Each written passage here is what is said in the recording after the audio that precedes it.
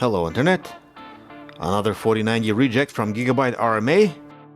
You know, the place where people hope to send their broken GPUs for warranty or repair and it never gets warranted or repaired? Such is the case. This one came with a small bend on the back cover, and that's probably why they denied the warranty. Serious? Bent back plate. Boo-hoo, GIgabyte. Either way, I'm gonna power the card and see what's going on. And it looks like it only pulls about 0.2 of an amp, and we have a dead card. That's probably all the diagnostic that they did. Heh.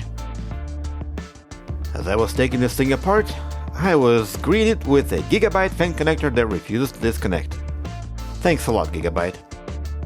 And once that was taken care of, I was shocked to see how hard the thermal pads were. My guess is that this card was used to cook meals instead of playing games. Not exactly sure.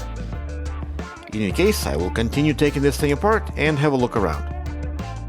Looks like the BIOS switch is broken. We're missing a little tab, so switching BIOS is going to be a bit tricky, but not impossible. What I really care about now is the resistance on memory. 1.8, 5, 12, another 5, another 12, all of which are looking good, as well as this fuse. So why doesn't it work? No idea. It's probably missing some kind of voltage. So I'll go ahead and power it on, and it looks like we're missing both 1.2 and 1.8.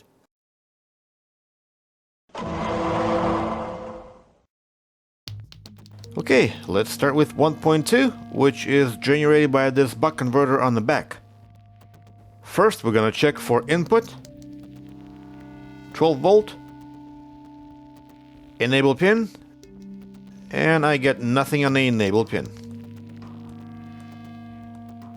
Tracking signal back to this 0 ohm resistor, which reads 0.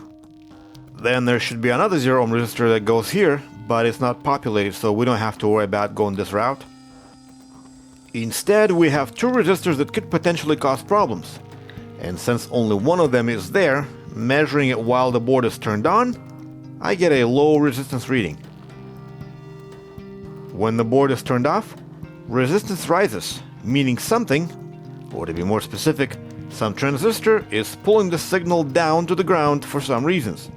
The other end of this resistor, which goes to the opposite side of the board, jumps through this diode. It then connected to this transistor here. So let's check that transistor and see what we have at the output of this transistor. There is 0 volt as expected, and it also reads 32 ohms when the board is powered, suggesting that one of its inputs is missing. None of the inputs are shorted, and checking for voltages, we have input 1, but nothing on 2. Input 2 reads 40 ohms when the board is powered, and that means something is pulling it low. Input 2 is originating at this voltage monitoring chip.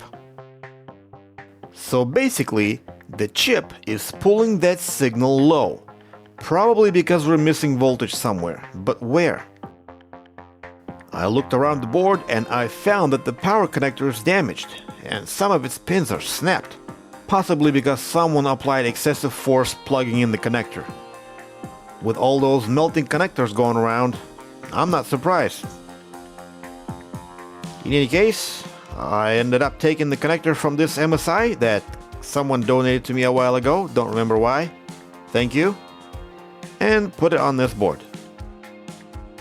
Followed by the cleaning with lots of alcohol and a fine blow job with the blower, and we're done. The card now powers, and it even produces a picture. What's left now is to get rid of all those dried up rock hard pads and replace them with new, and there we have it. Now let's power it on and run some tests. As I started to run the test, temperatures looked a bit weird. Turns out, pads and memory were a bit too thick, so I'll replace the pads again and repeat the test, and now we're running only in X2. Did I miss something? The data line tester says that we have no problems. Maybe riser problems again? I'm going to clean the pins with the deoxit pen and apply some Gold Guard and see if that helps. And there we have it. We got X16, ladies and gentlemen. As you can see, everything is running great. Good temperatures, we're running at X16. Basically the card is fixed, and by this time it's already back at the owner's hands. And as for you, thank you for watching. Hopefully this video was entertaining, maybe educating, and if it was, please hit me with a like, comment, and subscribe for more repairs. Goodbye.